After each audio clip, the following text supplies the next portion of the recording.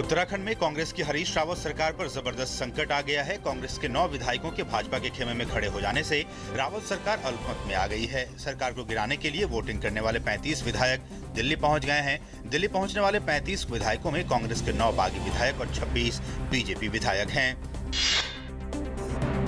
उत्तराखंड की मौजूदा स्थिति पर भाजपा के नेताओं ने कल राज्यपाल से मुलाकात भी की थी। भाजपा का कहना है कि उत्तराखंड सरकार अल्पमत में है और उसे नैतिक रूप से सत्ता में बने रहने का कोई अधिकार नहीं है। इस बीच मुख्यमंत्री हरीश रावत ने विधानसभा में बहुमत सिद्ध करने की बात कह रहे हैं। पोखरण में देश के सबसे बड़े युद्धाभ्यास आयरन फिस्ट 2016 में भारतीय वायुसेना के जांबाजों ने हैरतअंगेज साहसिक करतबों से रोमांचित कर दिया। राष्ट्रपति, प्रधानमंत्री और रक्षा मंत्री की मौजूदगी में युद्ध कौशल और अग्नेय शक्ति का प्रदर्शन किया गया। मिग 21, मिग 27, मिग 29 और सुखोई 30 विमानों ने दुनिया भर के मेहमानों के सामने हवा से बातें की। 180 से ज्यादा लड़ाकू विमानों ने इस युद्धाभ्यास में हिस्सा लिया।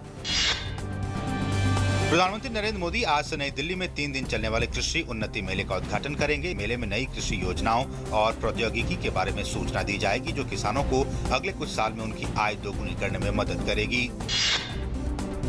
भाजपा की आज से नई दिल्ली में शुरू हो रही राष्ट्रीय कार्यकारिणी की 2 दिवसीय बैठक में देश की मौजूदा राजनीतिक स्थिति और 5 राज्यों में होने वाले विधानसभा चुनावों के संबंध में पार्टी की रणनीति पर चर्चा की जाएगी। 2 दिन तक चलने वाली इस बैठक को पार्टी अध्यक्ष अमित शाह संबोधित करेंगे।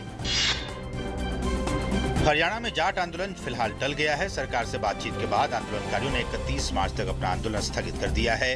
जाट आरक्षण के मुद्दे पर राज्य के मुख्य सचिव और डीजीपी की जाट नेताओं से मुलाकात हुई। मुलाकात के बाद जाट नेताओं ने कहा कि बातचीत के बाद ही वो आगे की रणनीति तय करेंगे। सूचना और प्रसारण मंत्री अरुण जेटली ने देश के ग्रामीण और दूर दराज इलाकों में आम लोगों के सशक्तिकरण में सामुदायिक रेडियो की भूमिका को अहम बताते हुए कहा कि ये दम तोड़ती भाषाओं, बोलियों और परंपराओं का अस्तित्व बचाए रखने में बेहद कारगर साबित हो सकता है। सुप्रीम कोर्ट ने सरकारी विज्ञापनों में तस्वीरों के इस्तेमाल से संबंधित अपने पूर्व के आदेश में संशोधन करते हुए राज्यपालों, मुख्यमंत्री और संबंधित विभाग के मंत्रियों को भी शामिल करने की अनुमति दे दी। शीर्ष कोर्ट ने कई राज्य सरकारों की पुनर्विचार याचिकाएं स्वीकार करते हुए आदेश में संशोधन किया। पंजाब विधानसभा ने नदी प्राकृतिक जल सिद्धांत की अनदेखी करके किसी भी फैसले को स्वीकार न करने का सर्वसम्मति से प्रस्ताव पारित किया है। सदन में प्रस्ताव पेश करते हुए मुख्यमंत्री प्रकाश सिंह बादल ने कहा कि प्राकृतिक नदी जल सिद्धांत देश भर में माना जाता है और विश्व में भी जल विवादों को हल करने में अपनाया जाता है। उन्होंने कहा कि पंजाब के पास किसी अन्य राज्य को देने के लिए पानी नहीं है। देशद्रोह के आरोप में तिहाड़ जेल में बंद जेएनयू के 2 छात्र उमर खालिद और अनिर्बान भट्टाचार्य को पटियाला हाउस अदालत ने 6 महीने की अंतरिम जमानत दे दी। अदालत प्रत्येक को 25,000 के जमानती बॉन्ड और उतनी ही राशि के मुचलके की शर्त के साथ जमानत पर रिहा करने का आदेश दिया। मध्य प्रदेश के धार में ट्रक और बस की आमने सामने की टक्कर में 12 लोगों की मौत हो गई, जबकि 20 से ज्यादा लोग घायल हो गए। घायलों को इलाज के लिए बड़वानी जिला अस्पताल ले जाया गया। बताया जा रहा है कि मृतकों में स्कूली बच्चे भी शामिल हैं।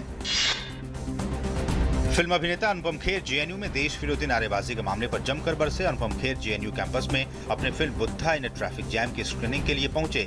इस दौरान उन्होंने जेएनयू में देश विरोधी नारे लगाए जाने की घटना पर इशारों ही इशारों में हमला भी बोला। उन्होंने विद्यार्थियों को नेतागिरी करने के लिए तो कहा, लेकिन देश के खिलाफ नहीं। पुलिस ने कहा है कि पेरिस हमले के मुख्य संदिग्ध सलाह अब्दे सलाम को गिरफ्तार कर लिया गया है। इससे पहले ब्रुसेल्स के मोलेनबिक इलाके में हुई छापेमारी में वो घायल हो गया था।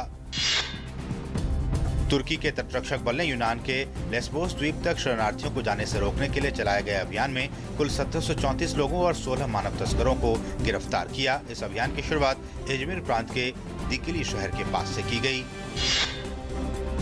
वर्ल्ड टी20 चैंपियनशिप के बहुप्रतीक्षित मुकाबले में भारत का मुकाबला आज पाकिस्तान के साथ कोलकाता में होगा।